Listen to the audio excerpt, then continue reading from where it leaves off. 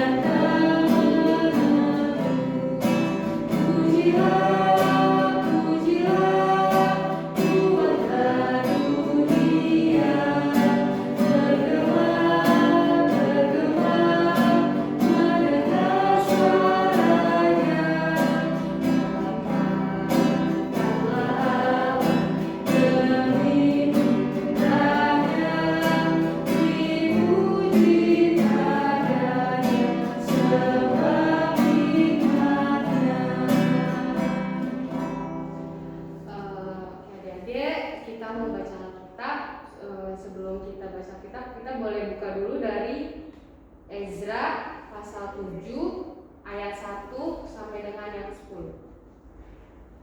Ezra pasal 7 ayat 1 dan yang 10. Sebelum kita baca firman Tuhan, kita mau berdoa, kita satu dalam doa. Tuhan Yesus yang baik, terima kasih untuk pagi yang indah ini ya Tuhan. Tuhan Yesus boleh bangunkan kami dari istirahat kami. Tuhan Yesus boleh kasih kesempatan kami untuk beribadah lagi. Sekarang kami akan membaca firman-Mu, belajar tentang firman-Mu. Kiranya Tuhan Yesus boleh sertai kami agar firman yang kami baca bisa menjadi petunjuk untuk hidup kami ke depannya. Terima kasih Tuhan Yesus. Haleluya. Amin. Kanoni boleh baca kita kan? Boleh. Nah, Kanoni baca yang benar dan aku yang baca. Ezra pasal 7 ayat yang pertama sampai dengan ke-10. Dengan judul perikop, Ezra diberi kuasa oleh Allah untuk mengatur kebaktian dalam rumah Allah. Kemudian daripada semuanya itu, pada zaman pemerintahan Artasasta, raja negeri Persia, maka berangkatlah Ezra bin Seraya bin Azaria bin Hilkiah bin Salum bin Zadok bin Ahitub bin Amaria bin Azaria bin Meraya bin Zerahia bin Uzi bin Buki bin Abisua bin Penehas bin Elazar bin Harun, yaitu Harun imam kepala. Ezra ini berangkat pulang dari Babel. Ia adalah seorang ahli kitab, mahir dalam Taurat Musa yang diberikan Tuhan Allah Israel, dan raja memberi dia segala yang diingininya. Oleh karena Tuhan Allahnya melindungi dia. Juga berangkat pulang ke Yerusalem beberapa rombongan orang Israel dan imam, orang Lewi, penyanyi, penunggu pintu gerbang, dan budak di bait Allah pada tahun ke-7 zaman Raja Artasasta. Lalu tibalah ia di Yerusalem pada bulan ke-5, yakni pada tahun ke-7 zaman raja itu. Tepat pada tanggal 1 bulan pertama, ia memulai perjalanan pulang dari Babel, dan tepat pada tanggal 1 bulan ke-5, ia tiba di Yerusalem. Oleh karena tangan Nur Allah itu melindungi dia. Sebab Ezra telah bertekad untuk meneliti Taurat Tuhan dan melakukannya serta mengajar ketetapan dan peraturan di antara orang Israel. Demikianlah firman Tuhan. Oke. Pertama, aku mau jelasin dulu nih. Ezra itu siapa sih? Ezra itu adalah seorang imam yang memimpin rombongan orang Israel yang mengalami pembuangan ke Babilonia kembali ke Yerusalem. Yang kedua, Ezra itu adalah seorang ahli kitab. Maksudnya ahli kitab itu apa sih? Ahli kitab itu adalah Ezra itu adalah seorang yang selalu bersandar pada Tuhan. Dia itu belajar mendalami semua kitab firman Tuhan di dalam hidupnya. Padahal di saat zaman itu, karena dia mengalami pembuangan, di situ sangat kekeringan rohani. Tapi tidak membuat Ezra lupa akan Tuhan. Terus yang kedua, Ezra itu mau melayani umat Allah. Ezra tidak nggak lupa akan Tuhan lah, karena semua yang menurut Ezra itu hanya daripada Tuhan, maka dia melayani umat Allah, nggak mandang orang itu siapa, backgroundnya apa, dia tetap mau melayani Allah gimana pun kondisi saat itu. Nah, yang ketiga itu Ezra itu bisa dibilang ahli Taurat Musa. Ahli Taurat Musa itu jadi dua loh batu, 10 perintah Allah. Ezra itu sangat-sangat mendalami 10 perintah Allah dan melakukannya di kehidupan sehari-harinya Ezra. Nah, kalau tema kali ini itu pertemanan yang saling mendukung. Apa sih sambungannya sama isi kitab di sini? Jadi di sini itu pada zaman itu Raja Artasasta lagi memimpin di Persia. Nah, Artasasta ini tuh bukan nggak percaya sih, lebih kayak dia mengagungkan dia sebagai dia rajanya. Dia nggak percaya kalau misalnya di atasnya dia tuh masih ada Allah yang ngasih sesuatunya untuk dia. Nah, karena kemurahan Tuhan menggerakkan hati raja lewat Ezra. Karena Ezra yang sangat mengerti akan firman Tuhan, Ezra memberitahu ke Raja Artasasta ini kalau misalnya di atas raja itu masih ada Allah loh. Jadi segala sesuatu yang raja punya asalnya dari Allah. Gitu. Setelah itu Raja Artasasta tuh tersadar kalau misalnya oh iya memang ada Allah di atas kita. Dari situ Ezra tuh dikasih segala sesuatu yang Ezra ini dari si Raja Artasasta ini. Rajanya ngomongnya gini di ayat yang ke-21.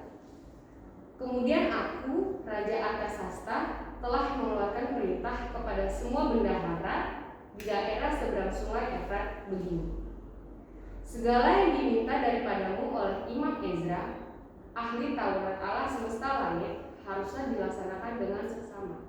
Itu kata raja kepada semua orang untuk Ezra. Tetapi apa yang diingini Ezra? Ezra tuh cuma pengen melayani Tuhan aja. Dia nggak mentingin kepentingan sendiri.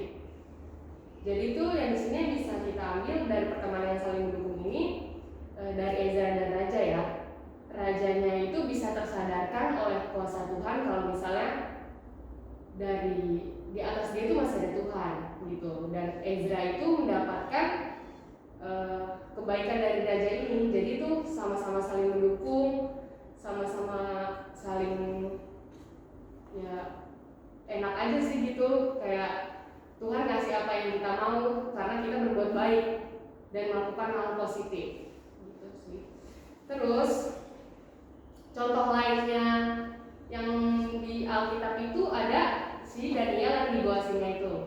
Jadi kan Daniel dan rajanya ini juga bertentangan ya. Rajanya itu nggak percaya kalau misalnya di atas rajanya itu masih ada Allah. Tapi Daniel masih bisa tunjukin kalau kuasa Tuhan itu ada di dia. Dia dikasih mukjizat, dia nggak dimakan oleh singanya itu. Dan mulai dari situ raja itu percaya kalau di atas raja masih ada Allah yang ngasih semuanya itu untuk dia. Aku sih pengen kasih tahu ke adik-adik kalau tentang pertemanan itu kita bisa bangun relasi dengan siapapun orang itu, nggak mandang orang itu backgroundnya apa, seiman atau enggak, karena kadang kita pasti sebagai manusia maunya tuh temenan sama yang ini aja lah, yang seiman lah, karena satu tujuan, mikirnya sih kayak gitu. Cuman aku mau ngajarin kalau misalnya kalian tuh harus temenan sama siapa aja ya. Aku pengen kasih tahu juga, kita kan mengasihi Tuhan. Kita harus belajar mengasihi sesama sama seperti kita mengasihi Tuhan. Itu kita bisa dapat dari ayat Kolose 3 ayat 23. Coba deh kita baca. Kolose 3 ayat 23. Aku baca ya. Apapun juga yang kamu perbuat, perbuatlah dengan segenap hatimu, seperti untuk Tuhan dan bukan untuk manusia. Nah, itu aku mau bilang, kalau kalian mengasihi orang itu mungkin emang susah, cuman kan kita bisa proses, dan itu sebenarnya balik lagi dari niat kita sih. Aku yakin dan percaya kalau misalnya kuasa Tuhan akan turun atas kalian karena niat kalian. Kita harus sayangin sesama sama kayak kita ngasihin Tuhan. Terus aku mau nanya nih ke Kanoni. Kanoni, ada nggak sih contoh pertemanan yang membangun relasi satu sama lain tapi saling memberikan dukungan positif? Kalau aku ini sih Kak, aku tuh ngerasain punya relasi walaupun bukan sama teman-teman seiman ya. Waktu aku lagi di Wisma, jadi aku kenal banyak orang, kenalan sama orang dari berbagai profesi, dari berbagai latar belakang, bangun relasi, dan kita tuh sama-sama mendukung ke arah yang positif sih buat gimana aja waktu jadi relawan di sana buat rumah sakit darurat Wisma itu. Kayak gitu kalau pengalaman aku.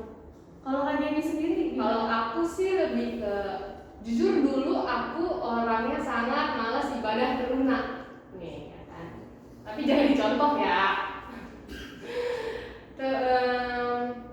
Terus itu bener-bener jarang banget teruna, dan bahkan teruna tuh pas mau CD doang. Itu nggak boleh. Iya, makanya itu. Nah, suatu ketika ini memang karena kemurahan Tuhan juga kali ya.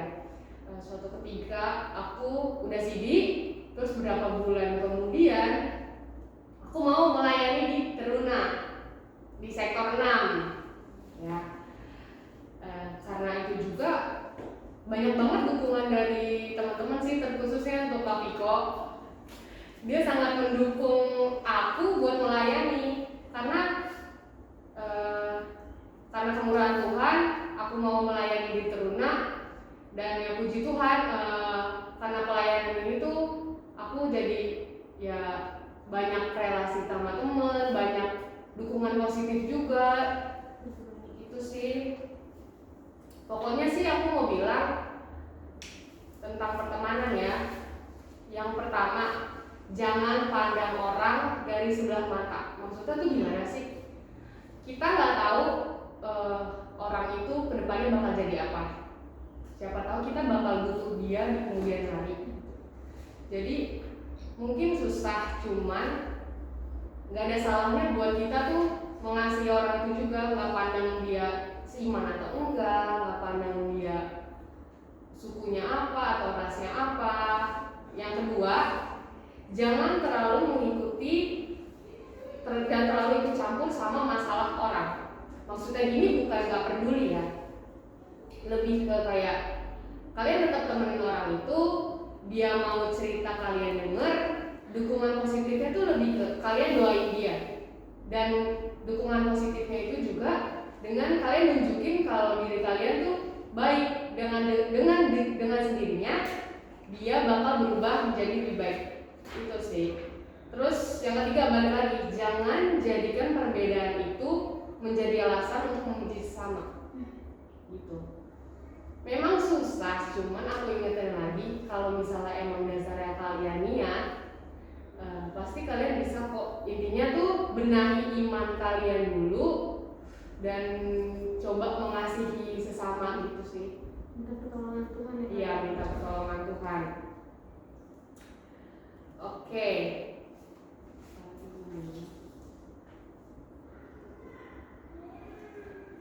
Kan aku udah ingetin nih, kita bakal ada kuis. Nah, aku mau ngasih tahu nih pertanyaan kuisnya itu apa. Gampang kok, kita buka lagi aja di kitab Ezra kita.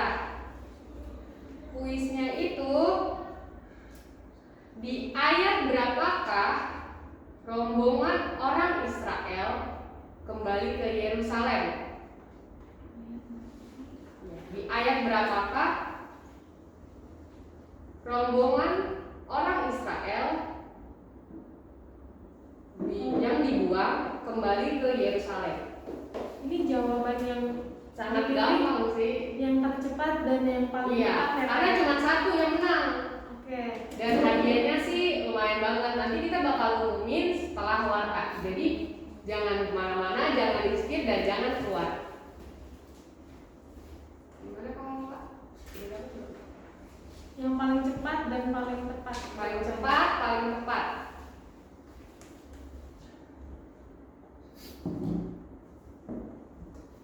Nanti akan dilihat sama kakak-kakak yang di belakang kamera. Udah ada? Udah ada belum? Oke. Udah ada ya? Kita umumin ya. Kita akan umumin di akhir warta kan ini. Oke, sampai. Kalau ini ada tambahan nggak sih? Kalau aku paling tambahnya ya mungkin sih dari KGB. Kita berteman sama siapa aja, cari relasi sebaik-banyaknya, tapi tetap diambil yang baik-baiknya aja, yang positifnya. Kalau emang orang itu ada kekurangan, ya sebisa mungkin kita bantu dia untuk menjadi lebih baik dengan mendoakannya. Karena belum tentu saran dari kita bakal dia dengar gitu. Yang paling penting sih minta pertolongan Tuhan sih, karena kita kan sesama manusia, nggak bisa juga bilang kita lebih baik dari mereka atau mereka lebih baik dari kita. Yang penting minta pertolongan Tuhan. Kayak gitu sih Kak, kalau dari aku. Terakhir, aku mau pesan benahi iman kita terlebih dahulu dengan melakukan firman Allah dengan baik dan sungguh-sungguh, dan selalu mengasihi sesama kita, gak mandang backgroundnya apa, seperti kita ngasihin Tuhan. Amin.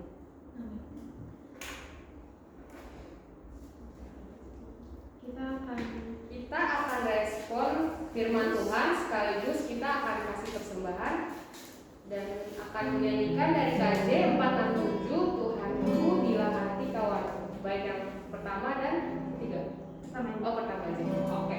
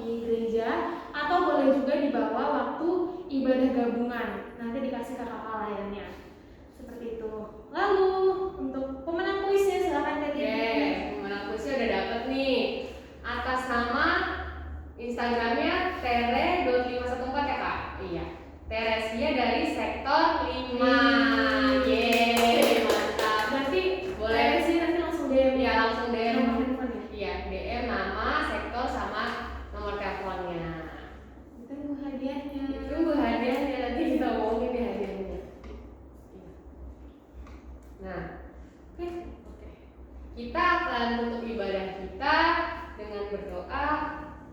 Kita satu dalam doa. Tuhan Yesus yang baik, kami mau berdoa pagi ini.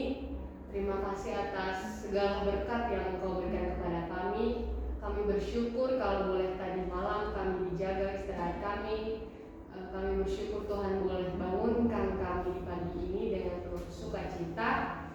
Kami boleh beribadah, kami boleh mendengarkan sedikit dari firman-Mu ya Bapa. Kiranya apa yang hamba sampaikan dan adik-adik dengar boleh menjadi petunjuk, boleh menjadi pelajaran untuk hari-hari kami ke depan, pribadi lepas pribadi ya Bapak. Ya Bapak, kami juga mohon untuk kemurahan Engkau supaya kami dapat mengasihi sesama kita, gak mandang itu orang backgroundnya apa, atau gak mandang dia seiman atau enggak. Kami mohon pertolongan-Mu supaya kita bisa kayak Ezra yang melakukan kasih kepada sesamanya seperti dia melakukan kasih kepadamu ya Bapak. Ya Bapak, pagi ini kami berdoa untuk bangsa dan negara kami, bangsa Indonesia. Tuhan Yesus boleh berkati pemerintahan kami dari yang tertinggi sampai yang terendah ya Bapak. Bapak boleh selalu berkati mereka untuk membangun bangsa ini. Terlebih saat ini kami sedang menghadapi virus corona yang gak henti-henti ini ya Tuhan. Tuhan Yesus boleh selalu kuatkan kami. Tuhan Yesus mau pulihkan bangsa ini, bahkan dunia ini ya Bapak. Tuhan boleh kuatkan kami dan melawan virus ini ya Bapak. Kami juga mau berdoa untuk mungkin kota-kota di sana yang terkena bencana alam. Tuhan Yesus boleh tolong kami, kuatkan kami ya Bapak dalam menghadapi bencana-bencana ini ya Bapak, supaya kami bisa hidup dengan sukacita lagi ya Bapak, tidak dalam kesedihan karena bencana ini ya Bapak. Ya Bapak yang baik, kami juga mau berdoa untuk gereja kami, Gereja Petra ya Bapak. Tuhan Yesus boleh berkati Ibu Pendeta kami beserta keluarga. Bapak boleh berkati majelis serta bidang-bidang yang ada di dalam gereja kami ya Bapak. Kami boleh bersyukur juga kalau di dalam masa pandemi ini Tuhan Yesus masih boleh kasih kesempatan kami untuk kami bisa datang di gereja untuk beribadah bersama-sama ya Bapak. Engkau tahu kami sangat rindu untuk berkumpul dan di gereja kami ini ya Bapak, dan karena kemurahan Engkau, Kau boleh izinkan kami ya Bapak. Ya Bapak, kami juga berdoa untuk masa pembangunan gereja kami. Tuhan Yesus boleh berikan kecukupan segala sesuatu yang kami butuhkan ya Bapak. Kami tahu tanpa kami minta Kau juga telah memberikan. Kami hanya bisa memohon saja ya Bapak. Ya Bapak, kami juga berdoa untuk ke-6 pelkat yang ada di gereja kami, terkhusus untuk pelkat teruna ini ya Bapak. Tuhan Yesus selalu mau bimbing kami, Tuhan Yesus selalu mau ada di tengah-tengah kami. Di tengah masa pandemi ini kami masih boleh melayani-Mu di tiap minggunya. Berkati kakak-kakak yang melayani juga ya Bapak, supaya kami selalu semangat untuk membangun generasi adik-adik teruna ini ya Bapak. Kami juga mau berdoa untuk adik-adik layan kami yang mungkin masih malas untuk mengikuti ibadah teruna di setiap minggunya ini. Tuhan Yesus boleh ketuk pintu hati mereka untuk selalu rindu untuk mendengar firman-Mu ya Bapak. Kalau mungkin ada kakak layan dan adik layan juga yang sakit, Tuhan Yesus boleh pulihkan, Tuhan Yesus boleh berikan kesehatan agar mereka masih bisa berkumpul bersama kami untuk mendengarkan firman-Mu di setiap minggunya ini ya Bapak. Ya Bapak yang baik, inilah doa kami yang jauh dari kata sempurna ya Bapak, dan akan kami satukan dengan doa yang Kau ajarkan. Bapa kami di surga,